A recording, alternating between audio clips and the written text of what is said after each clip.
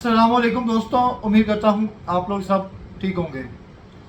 पाकिस्तान दूसरा test match भी हार गया है और बांग्लादेश ने हमें वाइट वॉश कर दिया है। दोनों टेस्ट मैच हमें हराकर हमारी असलियत हमारे मुंह पे मारी है। उसने बताया है कि आप लोगों की असलियत क्या है, और जिस तरह उन्होंने टेस्ट मैच के अंदर हमें बातें मारी हैं, यानी कि ये वक्त आ गया है कि हमें बांग्लादेश एक तो वाइट वॉश मार रहा है और दूसरा हमें स्लेजिंग करता है। मैं क्या कहूँ इसमें। मैच हम हार गए। अब हमेशा हम क्या करते हैं, जब मैच हारते हैं तो कप्तान की गलती निकालते हैं। नहीं, कप्तान की गलती तो है ही है। हमेशा किसी भी घर का सरबराह हर चीज का जिम्मेदार होता है, हर इदारे का सरबराह जिम्मेदार होता है। उसके बाद बारी आती है कप्तान की। पीसीबी का सरबराह कौन है? मोहसिन नकवी साहब।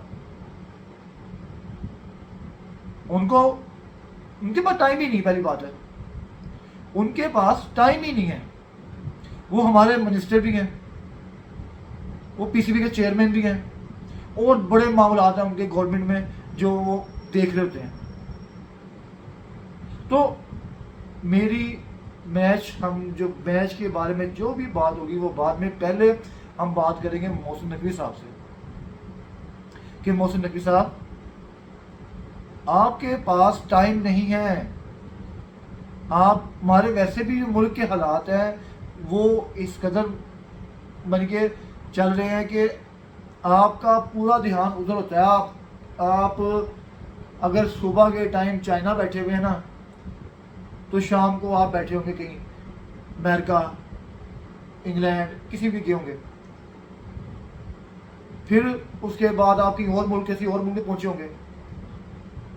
तो आपके पास टाइम ही नहीं है कि आप हमारे क्रिकेट के हालात को देख सकें कि क्रिकेट कहाँ चल रही है। कैसे, मैं बताता हूँ आपको। उनको नहीं पता कि हमें टेस्ट मैच जो है वो कितने गैप के बाद मिलता है। उनको इस चीज़ का इल्म ही नहीं है कि कौन सा प्लेयर खेल रहा है, कौन सा प्लेयर जो है खेलना डिजर्व करता है। कोच हमारे, सिलेक्शन हमारे, कौन लगे हुए हैं, वो अपने काम पूरे तरीके से सरंजाम दे रहे हैं या नहीं दे रहे। अब इन्होंने कोच लगाया सरफराज अहमद साहब को। बहुत अच्छा बंदा है, उसकी नीयत पे कोई शक नहीं है। वो बहुत अच्छा प्लेयर है, अच्छा कप्तान रहा है, अच्छा इंसान भी है। लेकिन कोचिंग एक जिम्मेदारी होती है, एक्सपीरियंस होता है। आपको कोचिंग मिलती है एक्सपीरियंस के साथ। वो गॉड गिफ्टेड होते हैं जिनको ओवरनाइट कोचिंग आती है, जो क्रिकेट की पूरी सेंस रखते हैं। हमारा कोच वो है जिसको जुम्मा 8 दिन हुए अभी खत्म हुए हुए। मैं तनकीद नहीं कर रहा उस पर, मैं सिर्फ बता रहा हूँ कि जुम्मा 8 दिन हुए उसकी रिटायरमेंट पे, उसको उठा के अपने कोच बना दिया है। तो कैसे चलेगा? आकिब जावेद साहब हैं, उन पे जिस टाइम पे वो पीसीबी के अंदर आए हैं, किसी भी ओहदे पे उन पे इल्ज़ामात लगे हैं। उनके जो सिलेक्शन जो हैं वो, उसके अंदर भी उन पे कब से जो है ना उठ रहे हैं, उंगलियां उठ रही हैं कि इसने ये किया था, इसने वो किया था। उनके उसकी लाइकिंग डिसलाइकिंग से ही वजह से हम मार खा रहे हैं। और पीसीबी चेयरमैन मोहसिन नकवी साहब को ये चीज़ नज़र नहीं आ रही। क्यों? उनके पास टाइम नहीं है। हमारे प्लेयर एक मैच खेलते हैं, परफॉर्म करते हैं, अगले मैच में वो गायब हो जाते हैं। मोहसिन नकवी साहब को नज़र नहीं आ रहा। ऐसा ही है ना। अगर हम बात करें कामरान गुलाम की, हम बात करें आमिर जमाल की, हम बात करें मीर हमजा की, हम बात करें और बड़े प्लेयर्स हैं, मोहम्मद अली की बात करें, हम उनको एक एक दो दो मैच खिला के उन्होंने परफॉर्मेंस दी हुई है, उनको हमने बिठा दिया हुआ है, हमने वो प्लेयर लेकर आ गए हैं जिनकी परफॉर्मेंस भी नहीं है, ना कोई इनका पीछे से कोई ताल्लुक ही नहीं इनको हो रहा जो मुकम्मल वनडे T20 में फ्लॉप आ रहे हैं, हमने उनको उठाकर टेस्ट में डाल दिया है, जिनके पास स्टेमिना ही नहीं है टेस्ट मैच खेलने का। तो हमारे रिजल्ट भी यही होने हैं, क्योंकि हमारा सरबरा उसके पास टाइम ही नहीं है कि वो ये मामला देखे कि हमारे मामला कहाँ चल रहे हैं।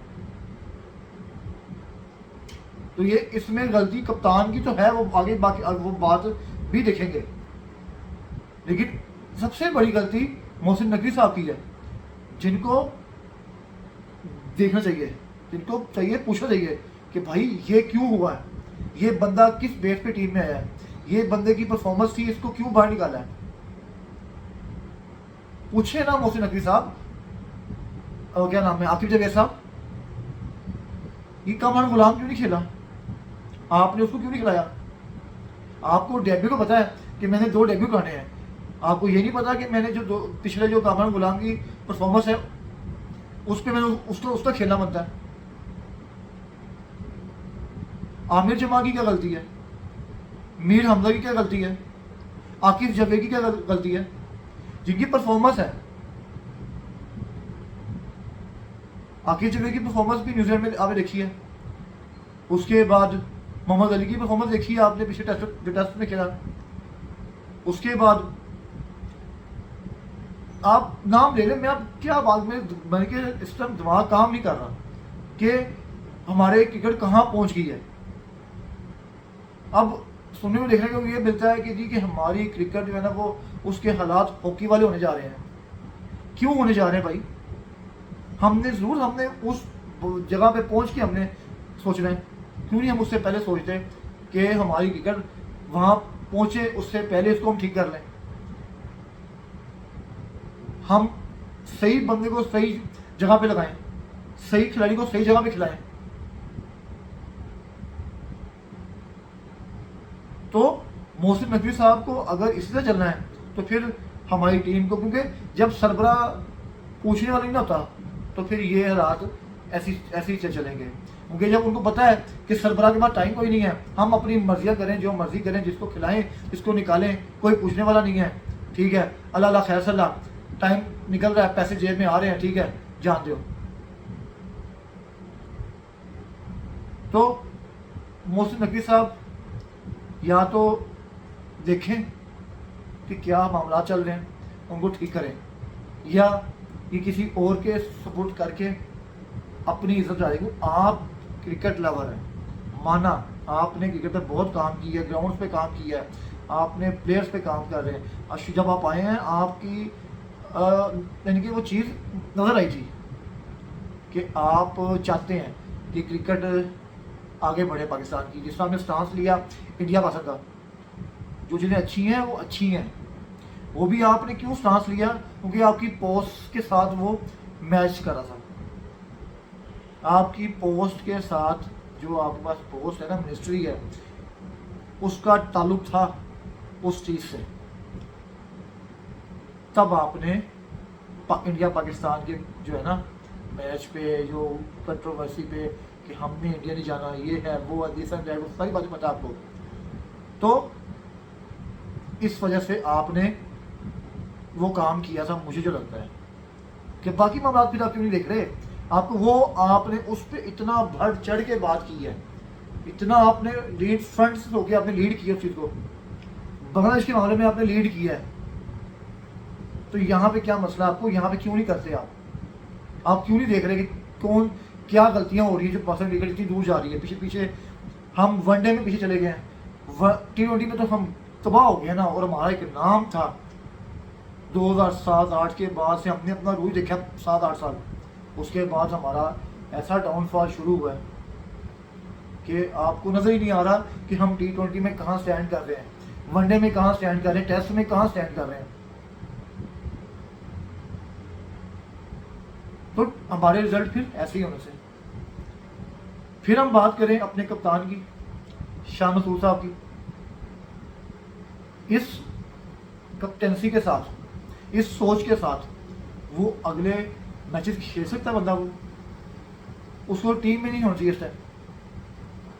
उस जिस बंदे को पता ही नहीं है कि मैंने फील्ड प्लेसमेंट क्या करनी है, मैंने किस वक्त पे क्या बॉलर लगाना है, जिसको रिव्यू लेने का नहीं पता, कितनी गलतियां मैं गिनाऊं उस बंदे की। टेस्ट क्रिकेट में हमेशा ऐसे ही होता है कि जब कोई नया प्लेयर आता है ना, तो फील्डिंग उसकी सिंगल बंद हो जाती है, उसके फील्डर सारे ऊपर ले आते हैं ताकि उसकी सिंगल ना बने, उस पर प्रेशर आए। और हमारे कप्तान साहब को फील्डिंग प्लेसमेंट का पता ही नहीं है, उसको पता ही नहीं कि रिव्यू कैसे लेना है। फिर जुबान करके बस जुबान निकालेगा अपनी और बस दे चलेगा। अब आज की बात ले लें।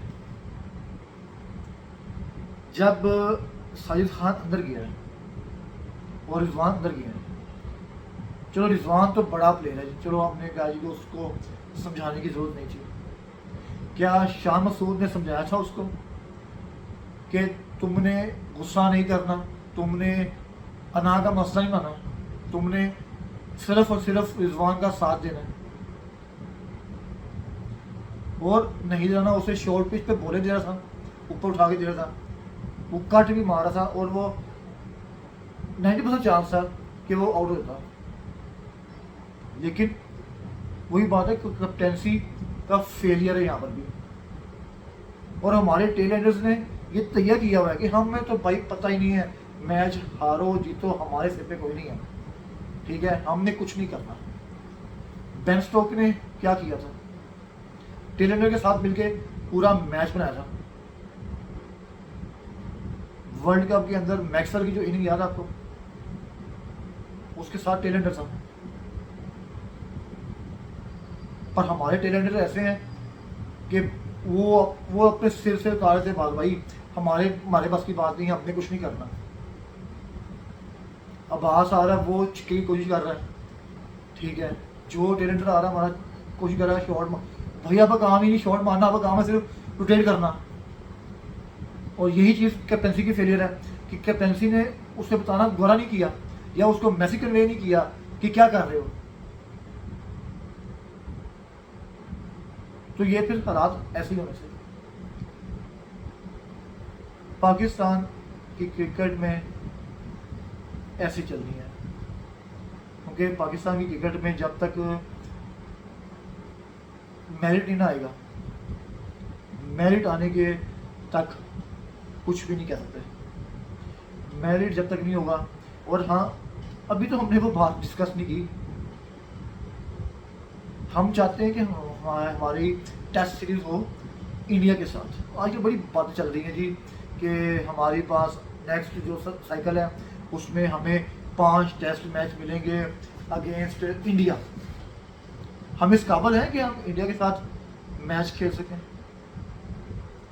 हमारा तो लेवल इस टाइम ये है कि बांग्लादेश वो टीम है जिसने 23 साल के बाद हमें टेस्ट मैच हराया और वो हमें लगातार 2 सीरीज हरा गई है। और हम सोच रहे हैं कि हमने इंडिया के साथ मुकाबला करना है 5 टेस्ट मैच सीरीज का, और 5 टेस्ट मैच खेलने के लिए हमारे पास इस काबिल भी हैं, इनकी फिजिक भी है, इनकी ये फिजिकल फिट भी हैं। ये एक दिन खेल लेना टेस्ट तो अगले दिन इनकी बुरी हालत हुई होती है। हमारे पास ऐसा वो बॉलर नहीं है जो लगातार 15 से 16 ओवर करे। तो हमने मुकाबला करना है जी कि हमने 5 टेस्ट मैच इंडिया से खेलने हैं। अगली टीम इंडिया ने WTC का फाइनल खेला हुआ है, जीता हुआ है, ठीक है, उनकी परफॉर्मेंस है।